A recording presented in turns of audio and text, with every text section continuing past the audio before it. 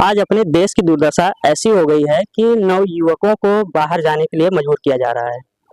आप जानते हैं कि बच्चे भारत में रह कर के पढ़ाई कर रहे हैं, लेकिन उनके मन मुताबिक, उनकी योग्यता के मुताबिक उनको रोज़गार नहीं मिल पा रहा है। ऐसे में बहुत लोग जो बच्चों को गुमराह करके विदेश भेजने का झांसा देते हैं, ऐसे में उनके साथ बहुत बड़ा स्कैम कर दिया जाता है। जो उनके घर की पूंजी होती है वो लगाकर बहुत सारे सपने संजो लेते हैं कि वो विदेश जाकर कुछ बेहतर ज़िंदगी व्यतीत करेंगे, कुछ अच्छे पैसे कमाएँगे जिससे कि उनके परिवार का पालन-पोषण बेहतर तरीके से हो सके। लेकिन ऐसा होता नहीं है, क्योंकि जालसाज आज भी गुट बनाकर इनको युवाओं को गुमराह करते हैं और उन्हें अपने झांसे में लेकर उनका बहुत सारा पैसा ऐंठ लेते हैं। आज इसी कहानी के साथ हम उपस्थित हैं इस वक्त मैयापुर गाँव में। नमस्कार, मैं कार्तिक कुमार। आप देख रहे हैं मेरा गांव मेरा देश लाइव न्यूज। आज हमारे साथ उपस्थित हैं कन्हैया लाल उर्फ कृष्णा कुमार। इस वक्त हम इनसे संपर्क करने के लिए आए हैं और इनके साथ ऐसा ही एक स्कैम हुआ है। आज उसके बारे में विस्तार पूर्वक चर्चा करेंगे और इनकी आप बीते खुद इनकी जुबानी सुनेंगे। तो कृष्णा कुमार, क्या हुआ था आपके साथ? मेरा नाम कन्हैया लाल है और कृष्णा। फिलहाल मैं मुंबई गया था। मुंबई जाने के बाद मैं सोचा इधर उधर थोड़ा काम ढूंढ लूँ, तो अच्छा मिलेगा तो कर लूँगा। आपको मुंबई में काम मिला नहीं? नहीं, काम नहीं मिला। तो मैं सोचा मिल जाएगा तो कर लेंगे। तब तक फेसबुक एक आईडी थी, उस पर नंबर निकला। नहीं, आपने आईडी पे विजिट किया तो मतलब क्या सोच कर कि मतलब वो क्या करता होगा? तो उस पर जैसे लिखा था विदेश जाने के लिए, उस पर लिखा था विदेश जाने के लिए इस पर संपर्क करें जी। तो उस पर नंबर था। तो मैं पहले उनसे बात किया, सर आप कहीं बाहर किसी को भेज रहे हो क्या है, उस पर आप बताइए, हमको भी बाहर जाना है। तो बोले ऑफिस में आ जाओ, जो भी बात करना है हम ऑफिस में बात करेंगे। तो आपको वहाँ पे ऑफिस में बुलाया गया कि मतलब आपको हम अपने थ्रू विदेश भेज देंगे। उसके बाद क्या हुआ? तो मैं नेक्स्ट टाइम दूसरे दिन वहाँ पे कुर्ला गया। कुर्ला से उनके पास ऑफिस में गया, तो बात करने के बाद बोले ऐसा ऐसा प्रोसेस है बाहर जाने के लिए, 1 लाख से 1.5 लाख, 2 लाख, 3 लाख, 4 लाख जैसे जाएंगे वैसे ज़्यादा पैसा मिलेगा। मैं बोला सर हमारे पास उतना पैसा नहीं है, थोड़ा लो में लगाइए, क्योंकि हमारे पास उतना बजट नहीं है। आप कहाँ जाने के लिए चर्चा कर रहे थे उनसे? मैं सोचा कहीं अलग कंट्री जाने के लिए, लेकिन उन्होंने बोला मलेशिया है या दुबई है कहीं और। मैं बोला दुबई नहीं जाना चाहता, लेकिन उन्होंने मलेशिया बोल के मेरे को दुबई भेज दिया, क्योंकि मेरा मेडिकल फेल हो गया था। तो वहाँ जाने के बाद बोले कन्हैया लाल आपका उधर का थोड़ा सिस्टम गड़बड़ हो गया, एक आया अच्छा काम परफॉर्म और फ्रूट पैकिंग का काम है। कहाँ के लिए, किस देश के लिए? दुबई के लिए। दुबई के लिए आपको मतलब उन्होंने बताया कि यहाँ पे ऐसा ऐसा काम है फ्रूट पैकिंग का और जो भी है परफ्यूम पैकिंग का, यही ना? कि ये बताए थे कि आपको विदेश भेज दिया जाएगा इस काम में। कितना पैसा देने के लिए बोले थे? बोले से 1200 ग्राम सैलरी देंगे और खाना पीना रहना जो भी होगा कंपनी करेगा। अगर कंपनी खाना नहीं देगी तो आपको पैसा दिया जाएगा। तो इनको बोला गया कि 1200 रियाल पैसे दिया जाएगा वहाँ पे और खाना पीना सब कंपनी द्वारा ही दिया जाएगा। एजेंट ने ऐसा इनको बोला। उसके बाद क्या हुआ आपके साथ? तो इन्होंने एक दिन हमको बोला, जो भी बोला पासपोर्ट दे दो, पैसा दे दो, आप चले जाओ। फिर हम मेडिकल करा के चले आए मुंबई में, 1-2 दिन थे, फिर ये बोले घर चले जाओ। फिर मैं घर आया, जब भी पैसा मांगते थे 10,000, 5,000, 20,000 वैसा मैं देता गया। मैं बोला चलो यार अपना काम हो जाएगा, मैं निकल जाऊंगा। फिर एक दिन मैं दूसरे दिन एयरपोर्ट गया, टर्मिनल 2 मुंबई। वहाँ जाने के बाद इन्होंने हमको एक फेक टिकट दिया था। वहाँ जाने के बाद हम लोग फंस गए थे, क्योंकि उसमें MI नंबर नहीं था, इसके लिए शो नहीं किया। हमको दोबारा जाने नहीं। फिर 10 दिन बाद मेरा टिकट आया। 2 लड़के साथ जाने वाले थे, वो बोला नहीं एक एक को जाना है। तो फर्स्ट में मेरा दिया तो मैं चला गया। वहाँ जाने के बाद दुबई एयरपोर्ट पे उतरा। दुबई एयरपोर्ट उतरने के बाद वहाँ पे एक कैब भेजा जो एजेंट था। अच्छा, यहाँ पे जैसे कि यहाँ पे आपको वीजा और पासपोर्ट सब कुछ लगा के उन्होंने दुबई तक भेज दिया। यहाँ पर कितने पैसे लगभग लिए थे यहाँ पर जो एजेंट था? यहाँ पे 90,000 तक लिए थे। बोले 90,000 लगेगा और आपसे वहाँ पैसा नहीं लिया जाएगा, जो भी होगा वीजा कन्वर्ट करके देंगे, क्योंकि विजिट वीजा यहाँ से जाने के बाद विजिट वीजा लगता है, वहाँ पे कन्वर्ट होता है।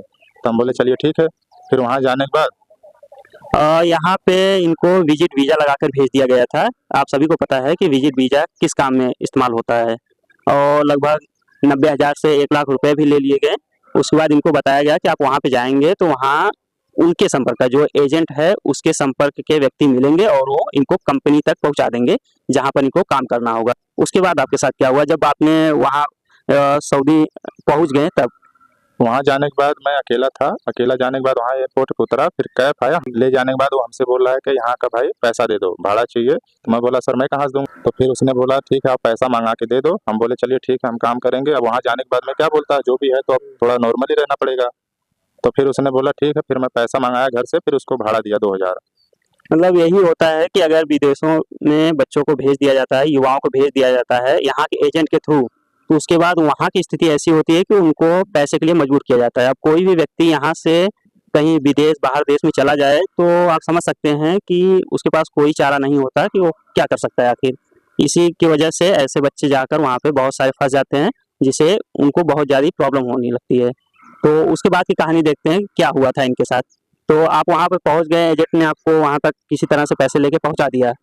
अब वहाँ पर आप किसी ठेकेदार वगैरह से मुलाकात हुई, कैसे मुलाकात हुई? तो वहाँ एक अरबाब था, वहाँ बात किया तो उसने मेरा 1050 सैलरी लगाई जी। और खाना पीना उसी में। यहाँ से लोग कहते हैं कि हम 1200-1500 दिलवाएंगे, लेकिन वहाँ जाने के बाद जो ठेकेदार या कंपनियां होते हैं वो बदल जाते हैं। उसके बाद क्या हुआ?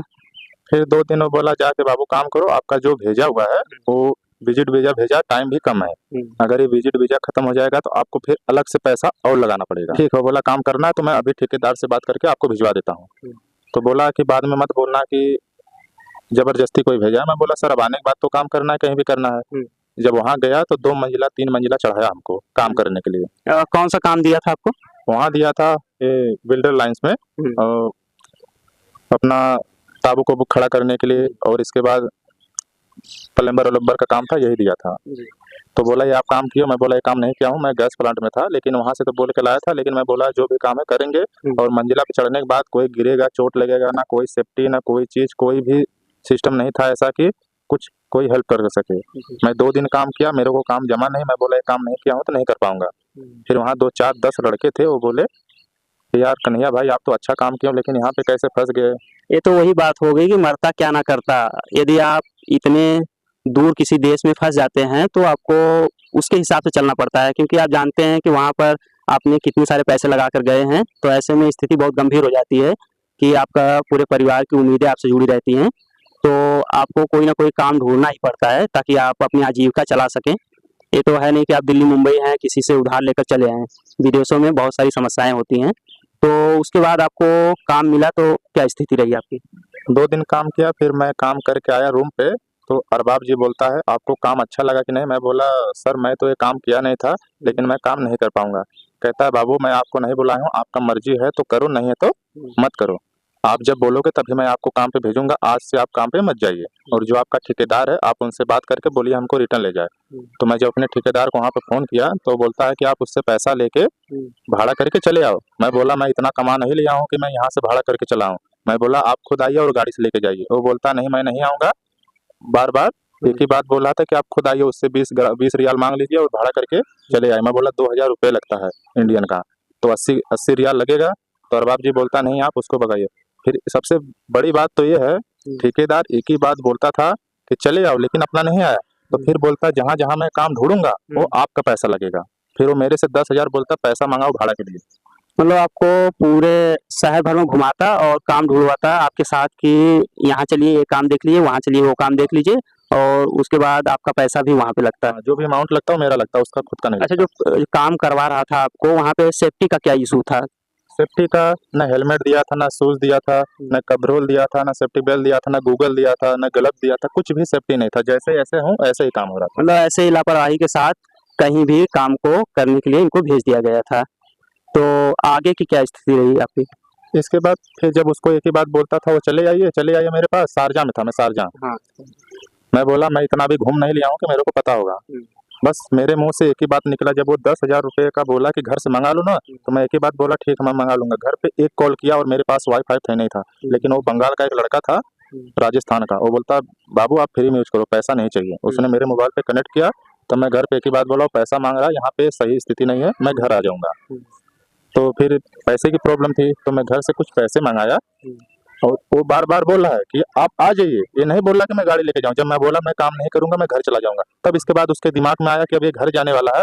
फिर बोलता मैं गाड़ी लेके आ जाऊं, मैं गाड़ी लेके आ जाऊं। इसके कहने का मतलब जब तक मैं था तब तक कुछ नहीं बोला, जब घर आने के लिए बोला तब वो बोलता मैं तुमको लेने के लिए आ रहा हूँ। मैं बोला नहीं आप मत आइए मैं घर जाऊंगा। वो फिर सबसे वेस्ट बात तो ये अरबाब से बोल के बोलता उस बंदे के रूम से बाहर निकाल दो। मतलब आपने अरबाब ये आपके साथ मतलब वहाँ जो ठेकेदार है वो था? हाँ, जिसके अच्छा, साथ तो मैं उस काम करने गया था। हाँ, तो उसने कहा कि मतलब आपको रूम से भी निकाल दिया जाए। हाँ, उसने इतना गलती किया, सोचो कि मैं जब वहाँ से जाने का इनकार कर दिया तो इतना बोला कि उस जो लड़का गया है उसको आप रूम से बाहर निकालिए। लेकिन 2-4 लड़के थे, वो हमें देख रहे थे कि नहीं सबसे अच्छा लड़का है, वो अरबाब से बात किया कि नहीं ये लड़का अच्छा है, आप इसको रूम से बाहर मत निकालिए। वो बोला मैं निकाल दिया। वो मेरे ठेकेदार को झूठ बोला कि मैं उसको निकाल अच्छा, दिया। तो वहाँ जो और भी वर्कर थे, उन्होंने इनकी मदद की और मतलब इनको रूम में उस टाइम तो रहने दिया कि ये ताकि वहाँ से निकालने के बाद ऐसी स्थिति बन जाती कि ये कहाँ भटकते, इसलिए उन्होंने मदद की इनकी। तो उसके बाद वो बोला कि आपको टिकट चाहिए तो आप पैसे मंगा लो। वो बोलता हम लोग के पास नहीं कि आपको 100-100 रियाल दे के भेज दें। तो बोला आप 8,000 रियाल 8,000 मंगा लो, आपका चला जाएगा, हो जाएगा। मैं बोला ठीक है, मैं यहाँ से घर से 8,000 रुपये मंगाया। फिर उसने जाके वहाँ कन्वर्ट किया, तो मैं टिकट निकाला और अपने ठेकेदार को बताया भी नहीं कि मैं टिकट निकाल के घर जा रहा हूँ, लेकिन उसको मैसेज पे मैसेज कर दिया था। इसके बाद ये लोग बोला तुम मुझसे बात मत करो। मैं रातों रात टिकट निकाला और अरबाब बोलता था मैं आपको 2-3 दिन हफ्ता खाना खिला दूंगा, आपको पैसा नहीं लूंगा, आपको ऐसे ही खिला दूंगा लड़का समझ के। लेकिन आपको नहीं जम रहा है तो आप बाबू जा सकते हो। तो उसने बताया आप अपने ठेकेदार से बात मत करिए, आप टिकट निकालिए, घर चले जाइए। और तो आपने घर से पैसे मंगा कर टिकट निकलवाया, फिर आप घर पे आए? हाँ, घर से पैसे मंगाया, टिकट निकाला मैं खुद और फिर रातों रात मैं घर चला आया। चलिए, अच्छा, इन सब में जब आप वहाँ पे फँसे थे तो जो जिन्होंने आपको भेजा था, जो एजेंट था, उससे आपकी बात हुई? उसको मैं वॉइस कॉल में भेजा था, वो बोलता है कन्हैया भाई आप रुके रहो, बस आपका वीजा कन्वर्ट करने के बाद आपको दूसरा काम दिया जाएगा। मैं बोला हाँ वो फैक्ट्री आपकी है ना कि जब एक बार वीजा लगा देगा तो हमें छोड़ देगा? बोलता नहीं ऐसा होता है। मैं फिर उसको बोला मैं घर आ रहा हूँ। फिर इसके लेकिन उसने तो आपको बताया था कि यहाँ से वीजा लगा रहे हैं तो वहाँ पे कंपनी वगैरह काम सब कंप्लीट है, आपको जाकर सिर्फ ज्वाइन करना है। उसने यहाँ बोला था फ्रूट पैकिंग का और परफ्यूम पैकिंग का काम है, खाना पीना कंपनी देगा, आपको कुछ नहीं है, 1200 रियाल सैलरी देगा और आपको जाके ज्वाइन करना है। हाँ बस ज्वाइन करना है। लेकिन यहाँ जाने के बाद सिस्टम उल्टा हो गया थोड़ा। मैं ये बोल रहा था आया एग्जाम दुबई के लिए है, हाँ। हफ्ते में फ्लाई करा दूंगा, बोलो तो 1200 दिरहम है। परफ्यूम पैकिंग करना, हाँ सर, परफ्यूम पैकिंग करना है, 1200 दिरहम मिलेगा, मतलब वो इंडिया का 28,500 रुपया। क्या चीज़ का पैकिंग है सर? हाँ, क्या पैकिंग है? Perfume packing, perfume. परफ्यूम? हाँ, खाना पीना सर? खाना पीना तुमको राशन देगा, बना के खाना है। 1200 ग्राम है? 1200 दिरहम है और कम से कम 28-29,000 रुपया मिल जाएगा। काम बहुत आसान है भाई। 8 घंटे का? परफ्यूम पैकिंग, हाँ नहीं 9 घंटे का। 9 घंटे का? हाँ, यही हफ्ते में फ्लाई करा दूंगा। भरना कितना है सर? हाँ, भरना तो वही रेट है ना, अर्जेंट में उड़ाना है मेरे को, 1 लाख ही है। विदेश पहुँचने के बाद कन्हैया लाल के साथ ऐसी ऐसी घटनाएं हुई हैं जो आप इनकी जुबानी खुद सुन रहे हैं। तो ऐसी स्थिति रही। अभी आप हमारे चैनल के द्वारा क्या चाहते हैं आप? मैं बस यही चाहता हूँ कि जो भाई लोग हैं जहाँ भी लगाएं सोच समझ के लगाएं। मेरा भी पैसा डूब गया, लेकिन मेरा जो एजेंट है इसका घर है कानपुर में। नाम क्या है इसका? इसका सोहेल खान नाम है, सोहेल खान नाम है। और इसके बाद इसने मेरा फोन भी उठाना बंद कर दिया और शायद रिंग भी जाता है। तो ये बोला मेरे को ब्लैकमेल कर। मैं बोला ब्लैकमेल नहीं कर रहा हूँ, जो भी पैसा लगा आप अपना काट के मेरा आधा दे दीजिए। लेकिन ना कोई फोन उठाता ना कुछ करता, बोलता जो करना कर लो। लेकिन मैं बस यही सोचता हूँ कि जितना हो, इसका भी जो फोटो है, इसका अब्बू का भी फोटो है, इसमें सब है। मैं सोचता हूँ ये पूरा मीडिया पे जाए और जो भी कोई देखे, जहाँ भी जाना है सोच समझ के जाए कि फंसे ना आप कोई ऐसा दोबारा। बहुत अच्छा संदेश आपने दिया है। जो आपके साथ घटनाएं हुई हैं वो किसी अन्य के साथ ना हो, इसलिए आपने इतनी हिम्मत करके आवाज़ उठाई है। हम आपके इस जज्बे को सलाम करते हैं और चाहेंगे कि इस चैनल के माध्यम से ये सूचना हर किसी के पास पहुंचे ताकि कोई ऐसी स्थिति में ना आए और किसी का घर इस तरह से बर्बाद ना हो। हम आपको उस कंपनी का नाम और उस व्यक्ति की पहचान देंगे।